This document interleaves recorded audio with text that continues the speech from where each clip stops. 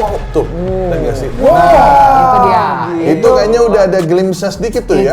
Ini gue yakin ini asli. Kembali lagi bersama kita di Reaksi Editor Indonesia bersama si lucu Tommy Lim dan si pelajar Rifki. Masih magang, masih ingin belajar, masih di Reddit. Kita akan ngelanjutin untuk ngereaksi trailer-trailer yang seru untuk dibahas di dunia perfilman, terutama di luar nih, Hollywood nih. Trailer dari film dari director favorit semua orang, yaitu Christopher Nolan. Oppenheimer. Iya, gue udah ingat. Oppenheimer ini menceritakan tentang salah satu ilmuwan yang pertama kali ngebuat bom atom. Nama awalnya itulah Robert Oppenheimer. Dia ada satu quote yang terkenal, "I have become death, the destroyer of world." Karena di realitanya dia tuh regret atau kayak menyesal atas keputusan dia untuk bikin bom atom pada akhirnya. Mari kita lihat trailernya apa yang akan ditunjukkan oleh Nolan. Christopher Nolan.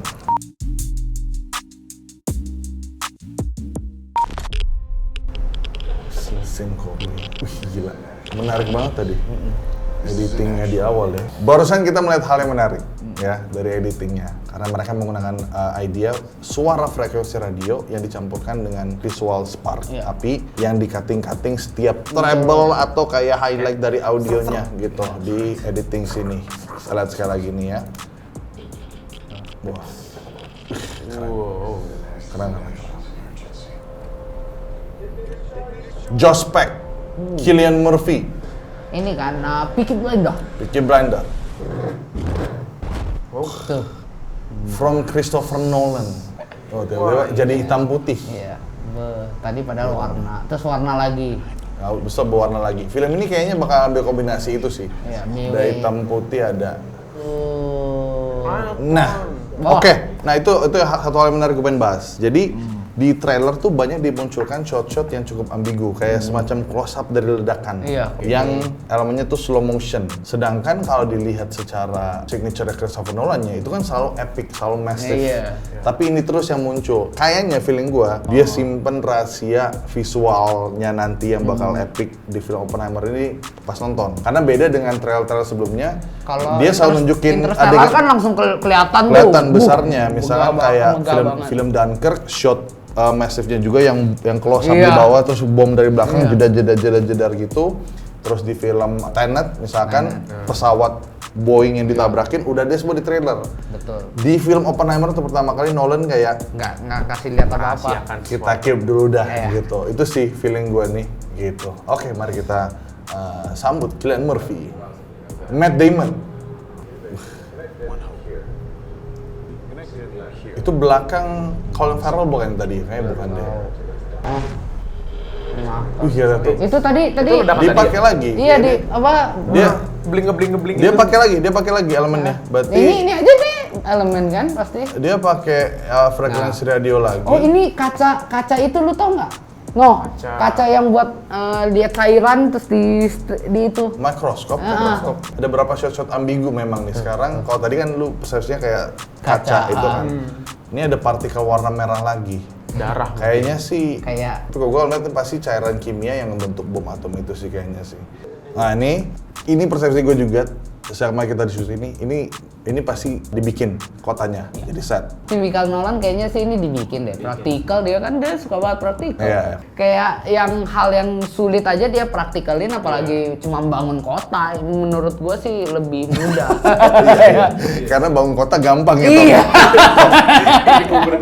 Bangun kota mah udah bikin. Gampang.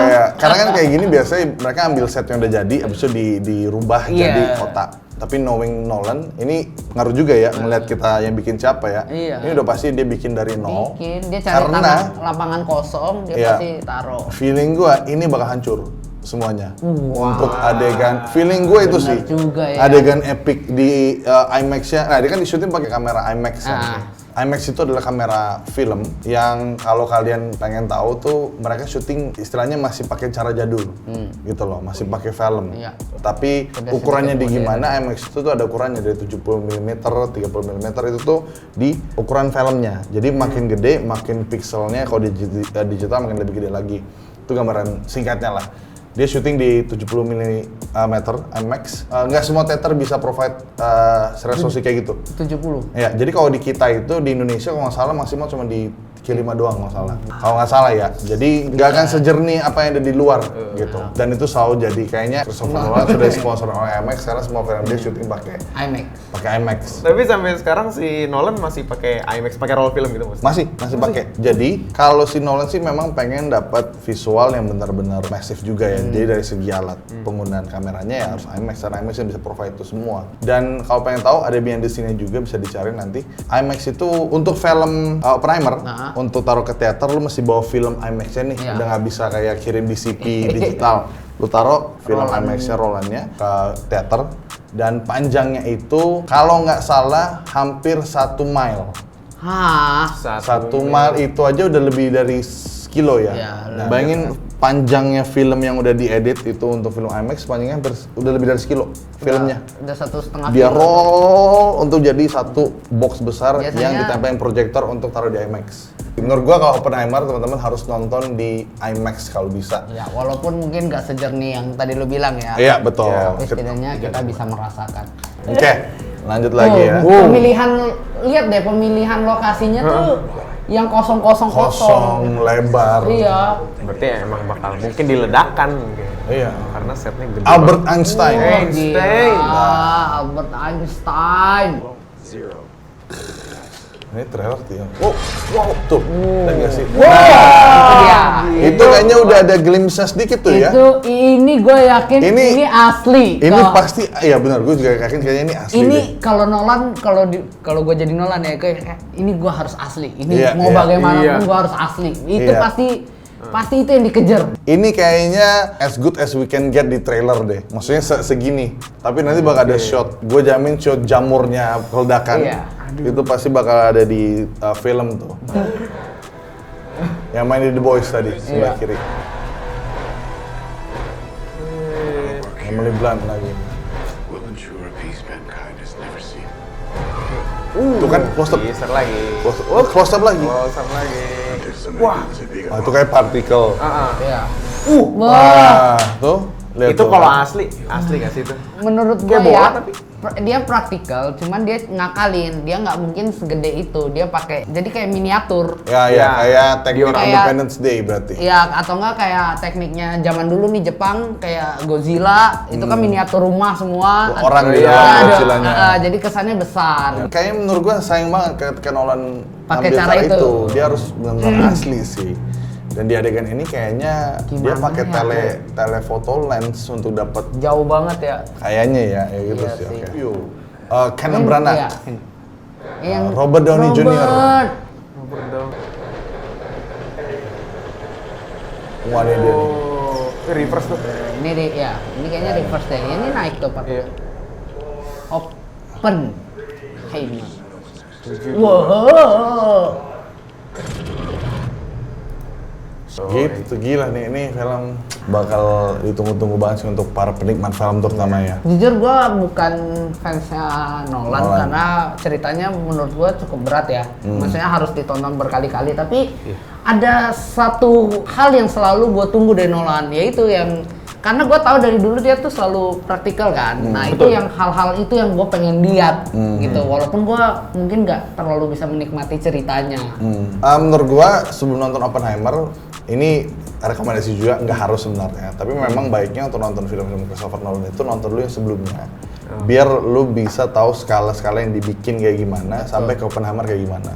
Karena kalau gue ngikutin banget, karena gue pengen lihat evolusinya dari seorang director ini Nolan. Dulu tuh bikinnya apa, skalanya segimana, berakhir jadi seperti apa sekarang. Dan itu pasti berubah terus gitu. Dan kita bisa belajar cara dia evolve untuk bikin skala yang besar dalam adegan tuh kayak gimana sih. Betul. Gitu. Akhirnya ya gitu sih. Menurut gua ini bakal jadi terbesar sih, udah bahas Menurut gua bom. lu coba nonton Inception dulu sih. Inception. Iya, itu kayaknya titik poin orang paling common ya. Iya, Nonton tuh Inception dulu gitu. Sebenarnya di film kayak dulu ada Memento gitu. Malah menurut gua lebih gue bisa menikmati tuh Inception. Interstellar aja gue mesti nonton 3 kali gue baru paham gitu. Nah, ini udah bahasan terakhir lagi. Jadi lagi ada pertempuran menarik di dunia film Hollywood sekarang. Oke. Jadi ada film yang namanya Mission Impossible Dead Reckoning babak ke-7 berarti ya. Ke-7, Dead Reckoning Part 1 yang diperankan oleh Tom Cruise, yang diproduksi oleh Tom Cruise. Itu bareng sama kalau nggak salah Skydance kalau nggak salah, tapi gue lupa kepalanya siapa. Jadi Christopher Nolan kan ngebikin film Oppenheimer ini setelah dia pindah dari studio langganan dia Warner Bros ke Universal sekarang. Jadi yang terjadi sekarang, Tom Cruise lagi ngomong-ngomong karena Tom Cruise lagi teleponin semua eksekutif yang milik teater untuk geserin tanggalnya Oppenheimer untuk film dia masuk. Khusus untuk film IMAX. Jadi dia kepengen semua layar-layar IMAX itu masuknya buat Tom Cruise. Masuknya buat Mission Impossible 7. Tom Cruise yang ngontek langsung karena level Tom Cruise dia udah pakai power dia dan juga nama dia sebagai produser untuk bilang geserin dong Oppenheimer sama Barbie. Dua-duanya geserin buat film gue. Geser lebih cepat atau lebih lambat gitu lah. Pokoknya dia minta geser. Begitu. Menurut gua ya Mission Impossible itu nggak perlu ditakutkan. Maksudnya nggak perlu takut sama head to head sama Barbie karena kan beda. Beda genre. Nah, beda genre. Iya, karena kalau ini mungkin bisa jadi komparasi. Tapi masalahnya tuh bukan soal penjualan, dua-duanya pasti laku. Masalah orang nikmatin experience-nya. Tom Cruise kepengen MI7 sama halnya ketika orang nonton Nolan. Gue pengen semua orang nikmatnya di layar yang besar, itu IMAX. Begitulah problemnya sekarang nih yang lagi dibahas di luar. Tapi satu hal yang gue ambil dari ide ini adalah gue jujur suka perdebatan ini. Karena kenapa? Perspektifnya si Tom Cruise itu bukan ngarah ke jual tiket. Dia yakin pasti laku. Tapi bagaimana dia sudah bikin sebuah film yang teknisnya itu dimaksimalkan. Dan gue pengen orang bisa appreciate teknisnya di platform yang tepat. Karena bayangin lu udah bikin sebuah konten yang semasif itu nonton di HP. Itu yang ujung-ujungnya di iPad nih. Emang nggak bisa dimungkinkan kan balik ke keputusan masing-masing mau nonton di mana. Tapi fakta di mana he wants to fight untuk mereka tuh biar bisa paham menikmatin film itu tuh yang proper tuh di mana, yaitu film di IMAX gitu. Berarti harusnya IMAX itu diperbanyak layarnya. Gue tuh bener-bener pro ke teknis dalam sebuah film. Jadi kenapa menurut gue bioskop itu jadi suatu hal yang penting banget. Experience lah yang mereka tawarkan. Iya, experience. Jadi again kenapa gue bahas film ini dan juga adanya re-edit biar teman-teman juga tahu ngelihat film itu adalah sebuah experience dan enaknya kita juga tahu di luar dari cerita itu apalagi yang bisa dia gitu. Lu kan jarang nonton film Nolan, ngeliat Oppenheimer setelah nulis tadi jadi pengen nonton apa kayak nonton di HP aja gitu. Gua lebih penasaran sama yang teaser kecil-kecil itu loh tadi. Apalagi yang tadi tuh yang kayak bola gitu, yang kayak ada cus gitu. Gue jadi mau ngeliat kayak apa nih sebenarnya yang lu jadi pengen lihat di mana? Gua rekomendasiin nontonnya harus di bioskop. Film Nolan terutama ya. Sayang lu nggak nonton bioskop. Sengaja dapetnya IMAX. Bioskop biasa lah. Bioskop yang layar biasa. Oke, tapi bioskop. Thank you guys. Sampai ketemu di Reddit berikutnya.